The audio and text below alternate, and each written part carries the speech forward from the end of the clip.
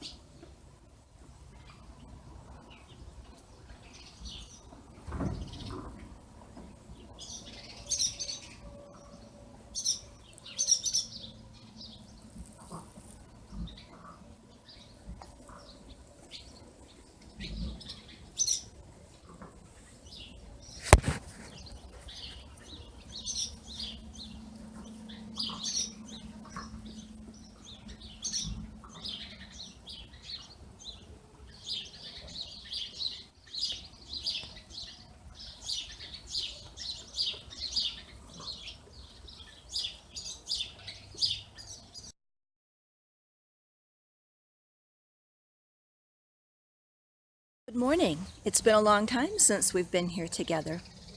My name is Carrie, and I welcome you to our podcast, our vlog, about our farm in the middle of the Mitten, Michigan's Lower Peninsula, where we have a small family farm, my husband and myself, kids and grandkids surrounding us, and we raise sheep, mostly Corriedale and Corriedale crosses, a few Finn sheep crosses, for their wool, and also for meat and pasture maintenance. We also have a couple of horses, a very old barn cat, and a few chickens. And that's it. So, how have you been? If you're a returning viewer, I've missed you. But we know that when it's summertime on the farm or anywhere, I guess, you're outside and you're busy, and to sit down and record a podcast or to edit it just takes a little too much time. If you're a first-time visitor, I want to welcome you and say hello again. This journey that I'm on, this podcast, is meant to share with you about our farm, about raising sheep, and providing wool for hand spinners and for myself, meat for the table. So there's a little gardening thrown in.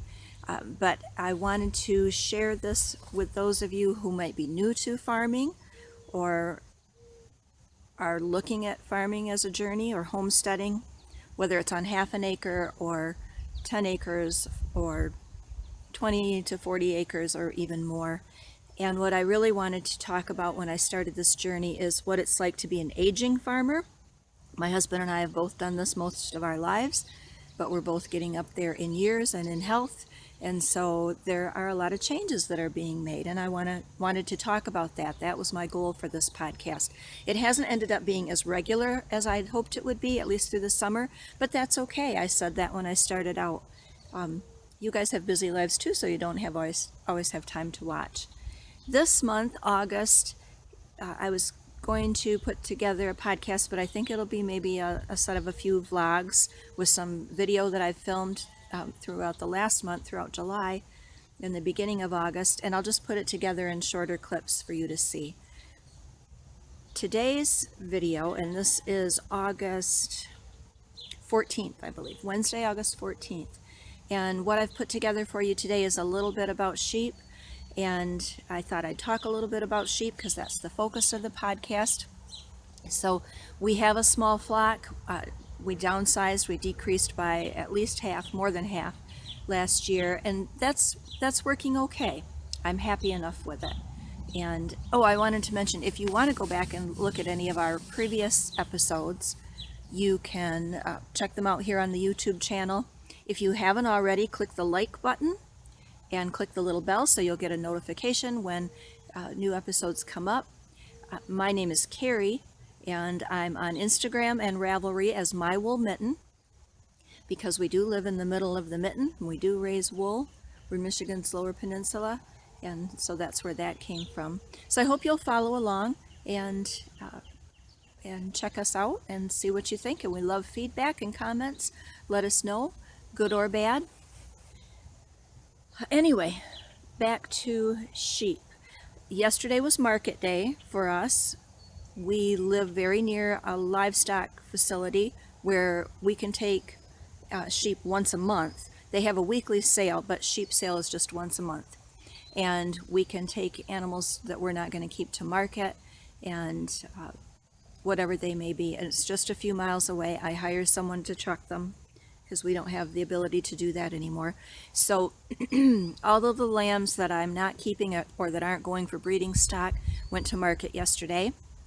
If you don't like hearing about that or you don't believe in that, that's okay, that's your right, but that is what we do here. So I'm just telling you about that. It works good for us because it is so close by. There's not a lot of stress on the animals. We're lucky enough to have people that work there that are respectful of the animals and handle them well. So we appreciate that. And so it's not as noisy here as I thought it would be, because that means lambs are weaned and gone off the farm too. Sometimes the ewes, the mama sheep, can be really noisy about that. But this year, for whatever reason, they had pretty much weaned the lambs themselves.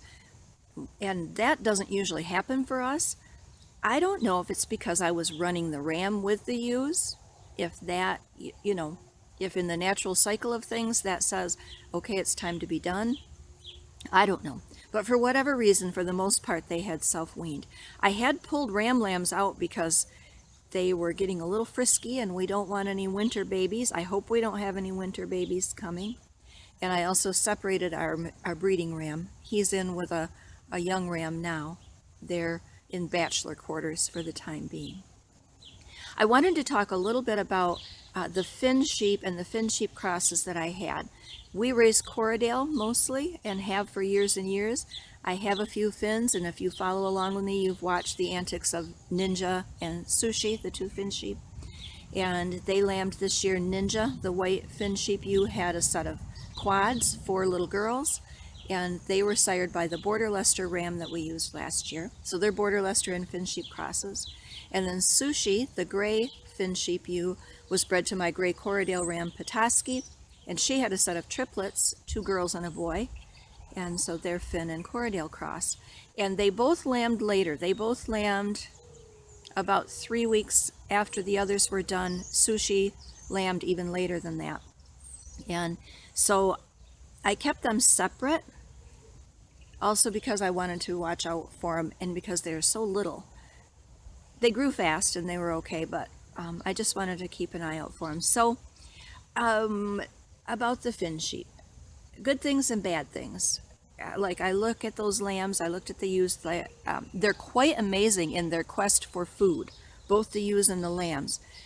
Those lambs, it was just wonderful to watch the ewes feed those babies. How Ninja, who had the 4, she'd get 2 on each side, and the milk that those ewes produced, never a lot at one time because it was all going out, but it was constant. So that was kind of amazing. They both have really good udders, really good bags, we call them, but really good udders, no problems, no lumps, no bumps. And with Sushi, her little boy, the little ram lamb, was the 3rd one born, and he is tiny. He'll probably be a fiber pet. He's definitely not anything anyone would want for a breeding prospect, but everything about him, he's very small, he's got a dished face, a real small head and small ears, almost like a dwarf or miniature. So, but he keeps up with his sisters, he goes along, but definitely he couldn't have gone off to market. So what I wanted to say about them was, I found that my Corriedale ewes basically got neglected this year. They're pretty self-sufficient anyway, but I kept the Finn ewes separate. I creep fed the lambs, which means that I set up an area where the lambs could get into and eat some grain and supplement by themselves. I also grained the ewes, not a lot, but some. And they had a pasture to themselves a lot with really good feed.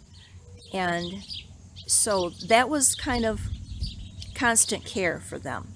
So while those lambs grew well and the ewes maintained, My Corriedales did the same without any extra feed, without any extra attention, and without the best pasture.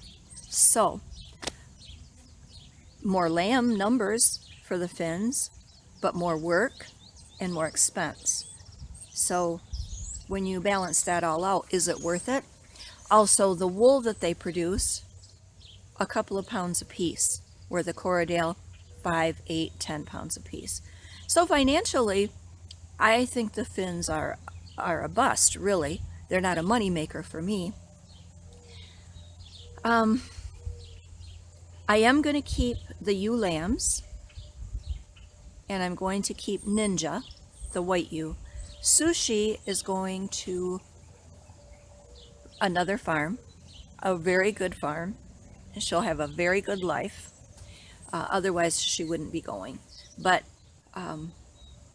she'll be leaving in September. So that's one flock decision that we made. So she's going.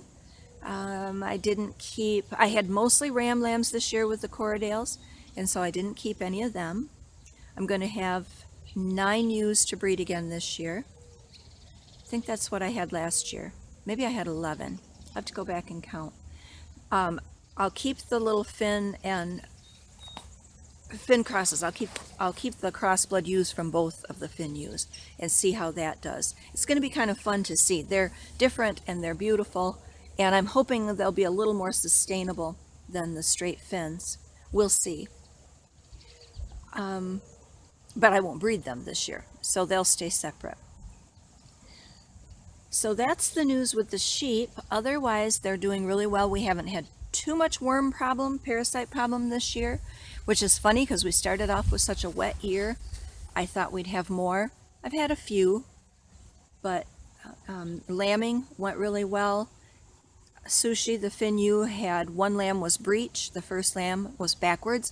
A breech lamb's not that unusual, but then when there's triplets, you know, that made just a little bit more work. But we got it, and the other 2 came normally, and they were fine. So there was that. And I think that's about all I've got to say about the ewes. I don't know price-wise how we did on the lambs yet. We won't know that till the check comes. But lamb prices have maintained more than cattle and hog prices do. I got 2 new hens this week. I had 4, lost 1 to something. She didn't come in at night, and of course didn't survive the night being loose. So I wanted to add 1 more, but when I went to the poultry swap, there was a little crate, and I thought, well, I'll bring home 2 because they're used to being together. They'll settle in a little better in case there's any picking on one or the other. But I did all my usual steps of introducing new hens to the flock, and it isn't working. I've got 1 hen that's really going after these 2 new ones, so I don't know what we'll do. Usually it'll work itself out after a while, but I just hate to see the stress, and then a lot of times they don't lay when they're adjusting like that. So that's what's going on with the chickens. In hay news, we were able to get some hay put up off of our own field, and I'm so happy with it. I'm happy with the gentleman who made the hay. He makes it like we used to when I was growing up. So I've got hay in the barn for the sheep. Hopefully I have too much. I'd rather have too much than not enough. I've got to get some straw. The guy that I used to get straw from isn't making it anymore, so I'll have to go to that same stockyards I mentioned and buy straw for bedding for the winter. And gardening, in this vlog, I'm not going to take you around and show you the gardens other than I'm sitting here next to, there's tomatoes and zinnias, some cosmos, just a little bit of everything in this garden, and we've really been enjoying it. We can see it from the porch. When my husband comes out in his wheelchair, he can see it, and he just loves it. So I have some garden footage put together, and I'll show you that on another day. So now this next part I'm going to talk about is real life farming, real life with livestock. And so there's some good and some bad. If you'd rather not hear the bad parts of the sad things that can happen, you might want to tune out now and check back at another time when we have a happier video. But I want to talk to you about my favorite ewe, Francie, who's 11 years old. You've seen her on Instagram, you've seen her on our blog, you've seen her over the years. And she's our oldest ewe now. She we hadn't bred her for the last 2 years. Actually, she hadn't bred. We'd had her in with the ram and she hadn't settled. So no lambs from her for the last 2 years. And I just decided that's okay. She was a bottle lamb herself. And if you want to read about Francie and her story, I'll put a link down below to our blog where you can read about Francie's start here on the farm, why she's so special to me. But anyway, what I do with her is when I wean ewe lambs that I'm going to keep, I usually put Francie together with them because that's usually breeding time when I don't want ewe lambs bred and I don't want Francie bred. And she's so calm and quiet, it helps the ewe lambs learn to trust me and to be around me. So that's what she does, and I keep her fleeced for myself. But this past year, she and another yearling ewe that I wasn't going to breed decided they had other ideas. Hormones got the better of them, and they were in with the ram. And then I just decided, well, if they breed at the time it was, I knew they'd lamb around August, and that would be okay. I'd be here, I'd be able to watch them, I wouldn't have to worry about a chill. They would be on grass, so they should be in good condition, and that's what happened. Now the yearling, no, she's not even showing. If she is bred, it's going to be a little later, I guess. But Francie went along, and pretty soon we could see, sure enough, she was starting to make a little round belly. So we just had been watching her, and she wasn't huge, but she was definitely getting bigger. And one day, she had stayed in the barn when everybody else went out to pasture. And so she knows that if she does that, she usually gets some treats, a little extra grain or a sheep cookie if I have them. And I was looking and I thought, boy, she's really round, but some of the signs we look for in a ewe, mama sheep, when she's getting ready to lamb, are she will sink in around her flanks, get a little hollow, the muscle tone over her tail and her back end get loose, they get soft. And of course, usually they start to get a full udder with milk. So Francie had everything except for the udder. She was starting to make one, but definitely not like you would expect if she was going to lamb. But I thought, I just better watch her. And I did, and got up early the next morning just to be sure she was all right. And sure enough, she was still in the barn while everybody else was out grazing, which is sometimes a sign. And she went out a little ways, and you may have seen on Instagram some video, and I put it on here too. She stood down there by the barn hollering up at me. So I came down to the barn and just shut the gate so the other ewes couldn't come in, and she could be in by herself where she could see her buddies, but she was in where it was quiet. Went in and told my husband what was going on. I said, I don't know because she doesn't have any milk, but she's sure acting like she's going to lamb. And then I came out, and as you will have seen in the video, there was a lamb. And so left her alone a little bit, then went down. The lamb was born quickly, there was no trouble, and right away trying to get up, Francie being a good mom. So when I went down to check on it, dip the navel in iodine and see if we had a boy or a girl, make sure if Francie had milk. Sometimes you have to milk the ewe a little bit just to get the milk going. Lamb was trying to get up, it was blatting, and Francie was doing good, but Francie had no milk. Nothing. And that means colostrum, which is something the babies have to get right off the bat, so nothing there. So I was a little worried about that. But I thought she may have another lamb in there. We'll wait a little while and see. I gave her a little warm molasses and water. That sometimes helps too. It helps the ewe and helps kind of stimulate things. So of course we watched, and the lamb really worked at it, and that gets things going too. Pretty soon I saw that Francie was passing her afterbirth, and her milk was coming down then, and so she didn't have a lot, and it was kind of hard to get, but we got some. I got some colostrum, got the baby started so that she got some colostrum, and so then things are good to go. Because if baby's up and active and mom has cleaned, baby's got colostrum, and then milk is coming, things are pretty good.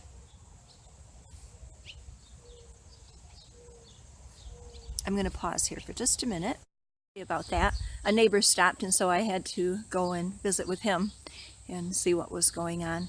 So anyway, as I mentioned, we got Francie to the point where colostrum and milk were coming, and baby was doing a good job of nursing, and Francie had cleaned past her afterbirth. That all looked okay. And so we think, all right, good, we're on our way. And I separated her then, put her in what we call a lambing jug, but a fairly good sized pen for them to be comfortable in, and where there was good cross breeze coming in because it was pretty hot those few days, and she could see her buddies, the other sheep, and get a little extra care. And I don't know if I mentioned, but it was a ewe lamb, a little girl.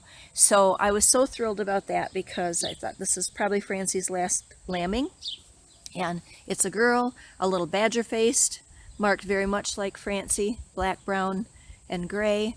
And so we were real happy about that. But you know, still in the first 24 hours, you watch pretty close to make sure everything's going all right. And so as I would go down and check on her and make sure Francie had water and was comfortable, the little lamb I noticed had her face was wet, almost like she was salivating, drooling, and it wasn't milk, it was just wet and really wet. And that was unusual and concerned me a little bit. Everything else seemed okay. I saw her when she got up to nurse, I saw her pee, we like to see that, and usually within a short time after taking in milk and colostrum, you'll see a first bowel movement, and that's a necessary thing, so of course watching for that. But that water on her face concerned me. So I was keeping a pretty close check on her. And what I finally did is, you've seen before if you've watched and followed our channel, that I have a spot in the top of the barn up in the haymow that I can set and see down below where the sheep are at and kind of watch without them seeing me right at hand and see what's going on. And I always like to consult with my husband about these kinds of things. So I sat up with my camera and watched Francie and her lamb for a time. And I was really glad that I did, because I got some video that totally surprised me. And so I'm going to insert that now for you to see. And for any of my fellow shepherds who might be watching, people that have done this or may have seen this before, I'd love your comments and feedback. So I'm going to put that little video clip in here, and then I'll be back and talk to you then on the other side of this. So let's pause and let you see what was going on with that little lamb. I'm going to try to walk you through what you're seeing in this video. This is Francie and her lamb. They're in what we call a lambing jug, a pen where they're separate from the other sheep, but still can see them and see what's going on. The lamb is there in front of Francie.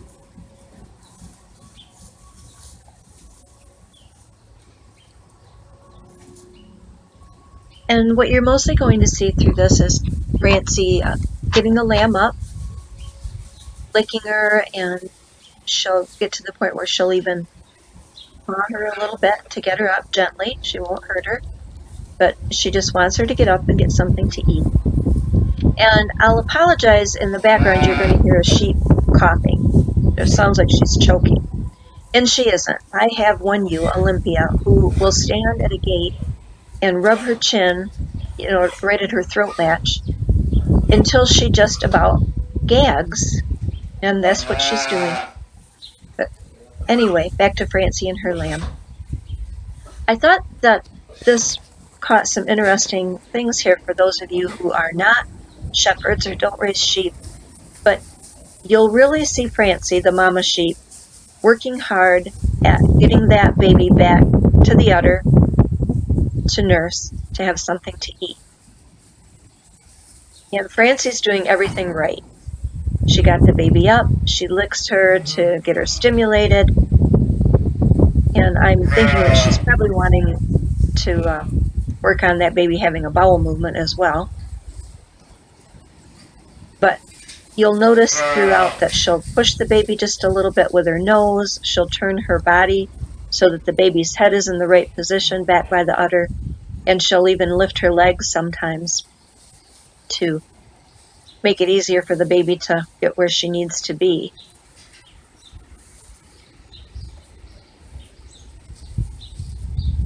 And you'll also see a couple of times that the baby gets back and gets a hold of one of the teats, but she doesn't really take off and nurse.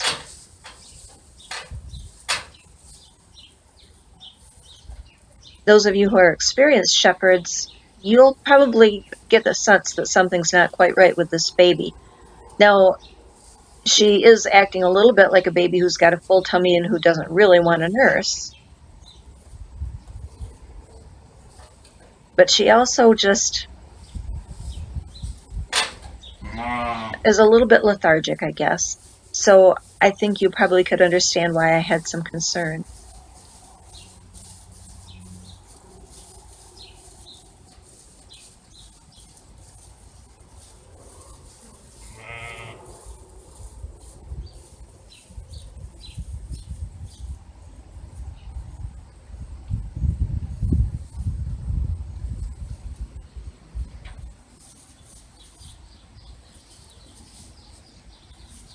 But Francie does an amazing job of getting that baby back where she needs to be and work at getting something to eat. And you also notice that Francie spied me.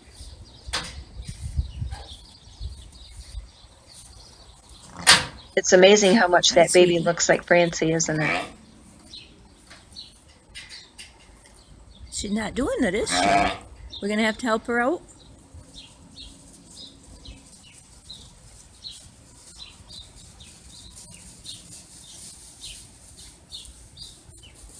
And now that baby has spied something, and you're going to see her make a beeline to the back of the stall. What you maybe can't see, maybe you can see the red, that's the water pail. And now you see her little tail going like a little plane propeller or a little boat motor. That's what they do when they're getting something to eat. Usually that's what they'll do when they're nursing. And that baby is actually slurping down water from a water pail. Now that's not normal for a lamb. And I'd really like to know from any of my other shepherd friends who might be watching if you have ever had this happen before. Even Francie knows it isn't right. She's going to come over there and see what that baby's doing.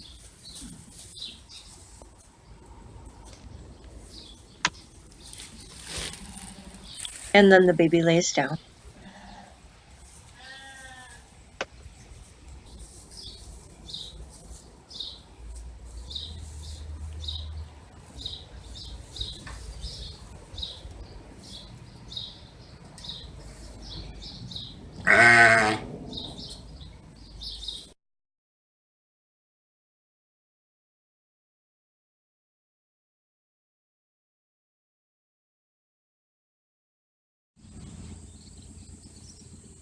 Okay, so what did you think about that? Have you ever seen a lamb, and you probably couldn't see exactly, but when the lamb got up and walked towards the edge of the pen, and you saw her little tail start to go, which is what they do when they're nursing and getting milk, she got up and made that beeline over to the water pail. She plunged her head in the water pail. You know, a lamb might do that. They might accidentally get in the water pail, or they might get their face in the water pail. They see their moms do that. But here was a lamb that was less than 24 hours old, and she wasn't just sticking her head in the water, she was drinking. Well, that it makes two problems. She's getting water, and then so she's not going to nurse. And so that was a simple enough thing to fix. I had to leave water in. Francie had to have water. So I just hung it up, put it on a clip, and hung it from the side of the stall so that Francie could get it, but that the lamb couldn't. Well, then she almost acted like, we used to call them dummy foals, like if they were starved for oxygen or if something happened during the birth where they're not quite right. Well, this lamb was sharp as a tack, but then she wasn't so interested in going to nurse. She kept going to that corner where the water pail had been. So I thought, well, we're going to have to let her get a little bit hungry, and then if I have to, get her back there and get her latched back on and get some milk, we'll do it. And that is what happened. But she would only suck a few times and then she'd stop. And Francie was giving milk. It was coming a little bit hard. Well, you don't want to go too long and have the baby not getting any nutrition. So I made the decision to milk Francie out I did that. And that was easy enough for me to do. Luckily, Francie's really tame.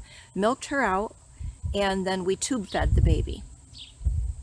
And that's where you insert a flexible little tube down into their stomach, and then you put the milk in. So we did that and left her with Francie, and just to be sure that she had enough to keep her going and keep her strong. And the funny thing was that as soon as she finished with that, she went right back to the udder and latched on, took a few good sucks, her little tail went, and then she quit and she went and laid down. So then this continued throughout that day, but I watched her and I still was a little concerned that something just didn't seem right. She looked fine, her eyes were good, her sucking reflex was good. I did see her have a bowel movement. We had, like I said, we had tube fed her, so she got a good amount in her system. But something just didn't seem right. So we watched her. I got up early the next morning, and I thought she got up, but she was a little bit more slow, a little bit more feeble.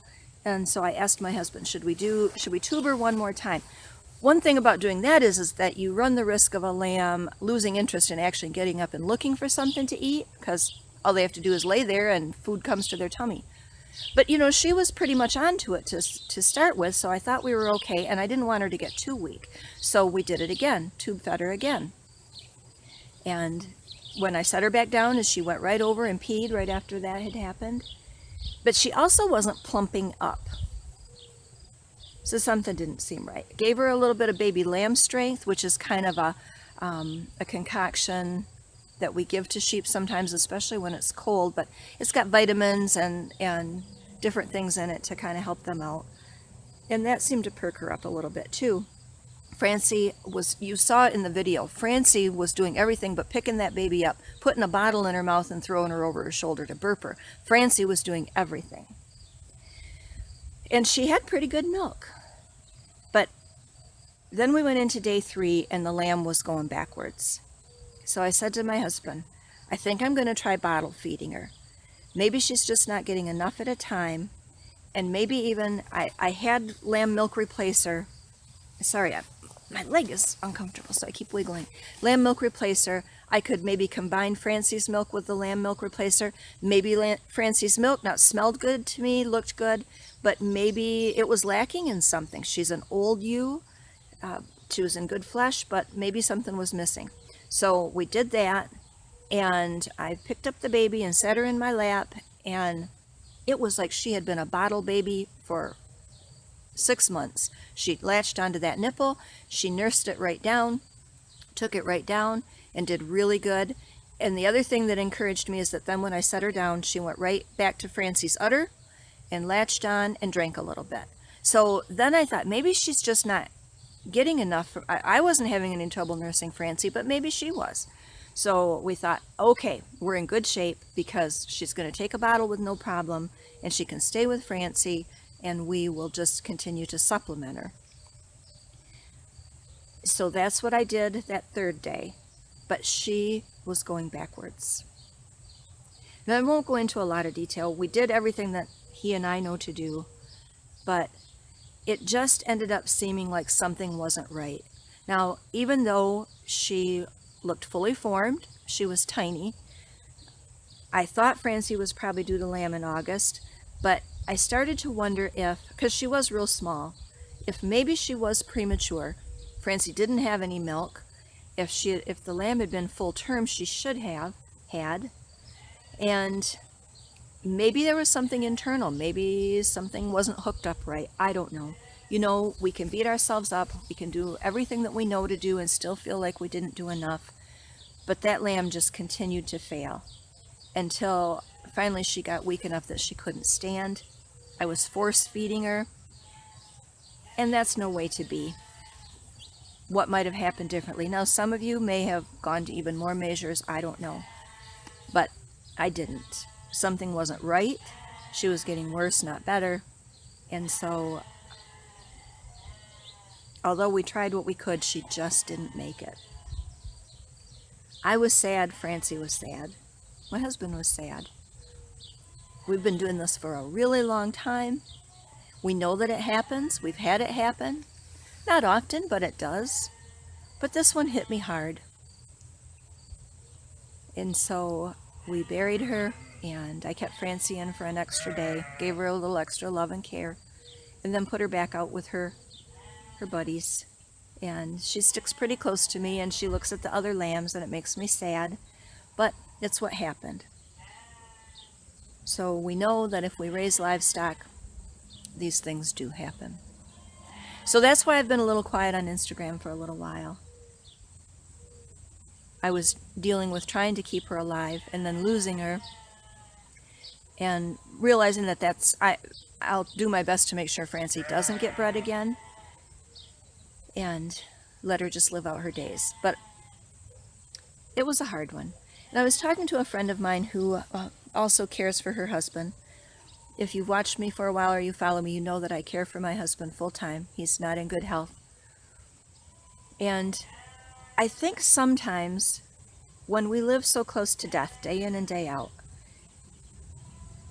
I mean, we all do, but when you really face it day in and day out, when you know the fragility of life, that sometimes you can harden yourself to it, or you can just push through and do what you have to do. A lot of times you do that. But then sometimes there are those things that just hit you, that really hit you hard and that you have to deal with. So I'm okay now. I'm over it now. Francie's pretty good.